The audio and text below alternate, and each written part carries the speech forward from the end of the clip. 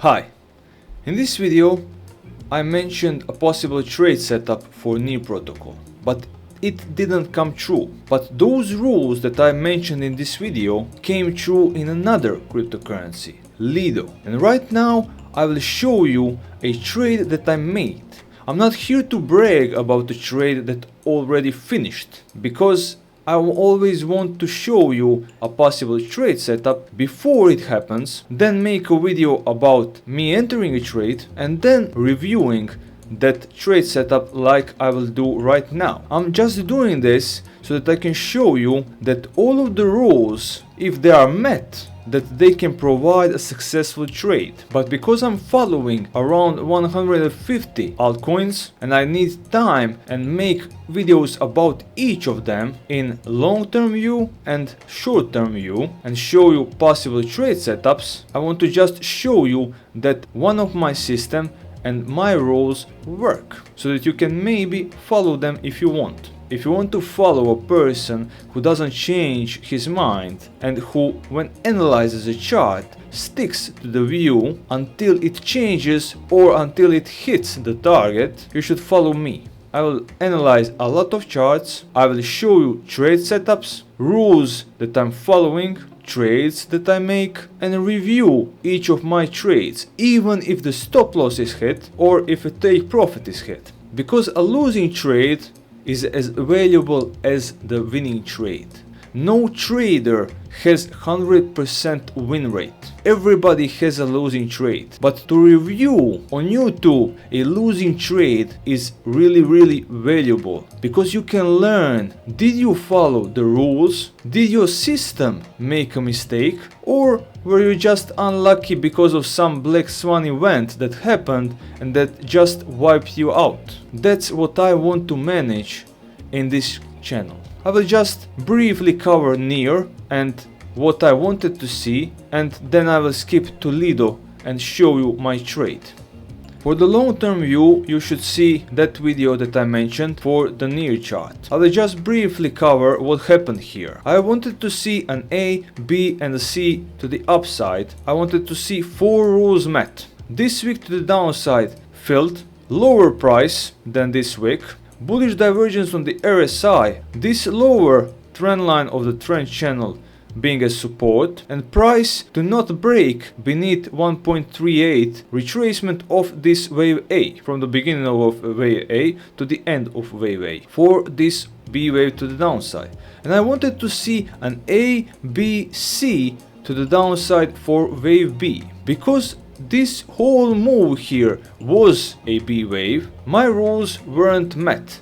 But you can see that this was expected, because this wave to the upside met the minimum requirements of wave C that I wanted to be in. Why?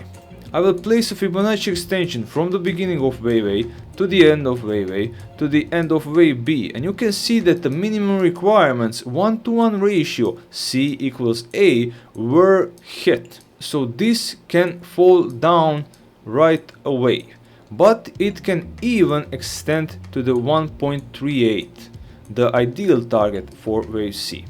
Now we are going to the Lido chart.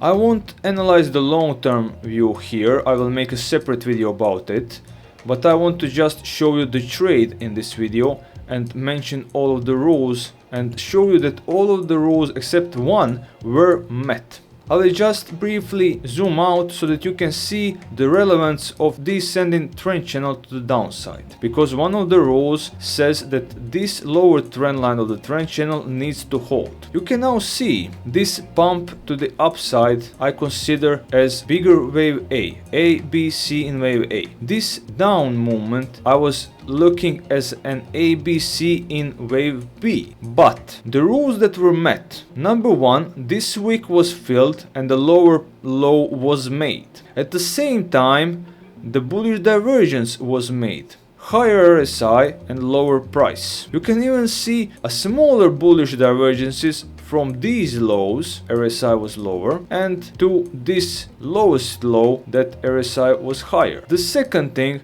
was that this lower trend line of the trend channel needed to hold the price as support. It did.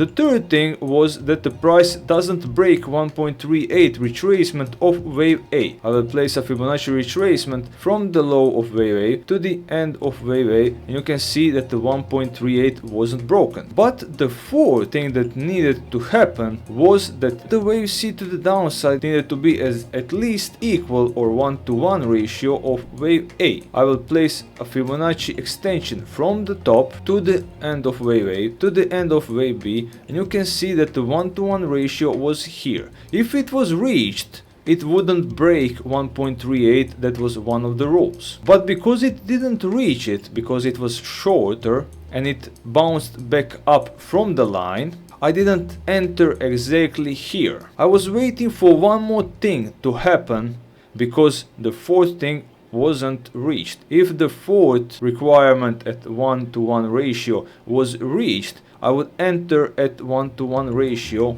that I will mention in a few seconds for an ideal trade setup. Because it wasn't reached, I entered at the 50% retracement of this small move to the upside. Why at the 50% retracement? Because the C wave to the upside consists of either 3 waves to the upside or 5 waves to the upside. 1, 2, 3, 4, 5, or 1, 2, 3 that is now finished. But the first 2 waves have a rule. Second wave can't go beneath the beginning of wave 1. So the trade setup and the ideal target is at least at 50% retracement or the golden pocket at 618. So when I place a retracement from the beginning of wave 1 to the end of wave 1, you can see that the 50% retracement was around 98 cents. And I entered there. Price even reached the 618 and then bounced back up. But my stop loss was beneath the beginning of wave 1.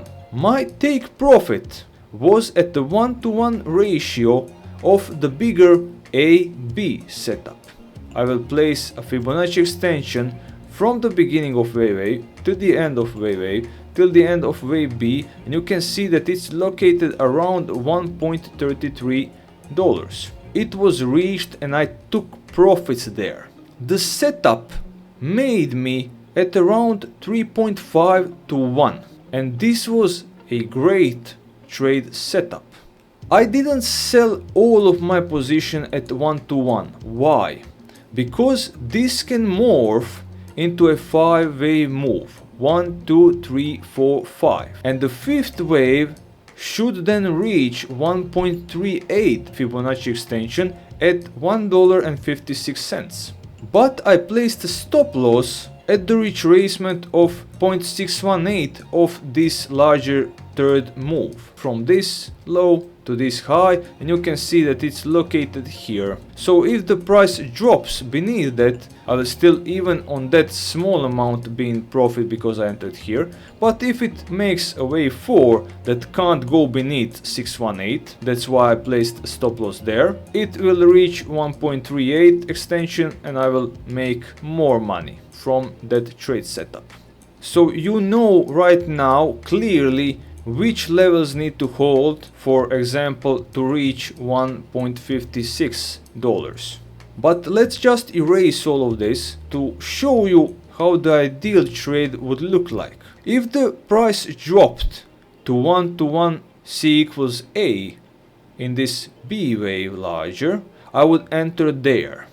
And I would place a stop loss at 1.38 and my take profit at 1-to-1 ratio, but B wave is now here. And you can see that that reward to risk ratio is making me 7-to-1.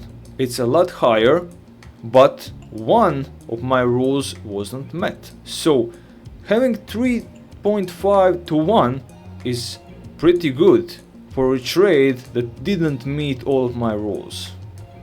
But probably a few of you will ask me, but if it was reached, that means that this candle will break your lower trend line. That is to keep it simple.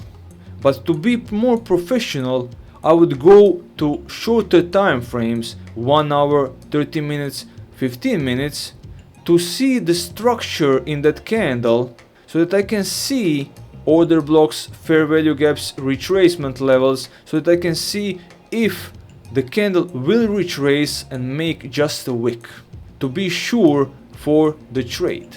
But to keep it simple, just buy at the 1-to-1 and have a good trade setup of 7-to-1 reward to risk ratio.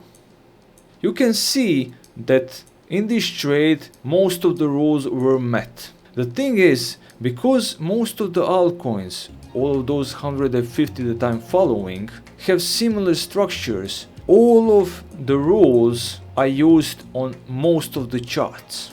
And a few of them met those rules. I followed the rules and I will show you my systems, my trades for the future. So don't forget, if you learned something and you want to learn more, and you want to see more, you should like, share and subscribe and hit that notification bell so that you get notified for all of these trades and analyzing the charts.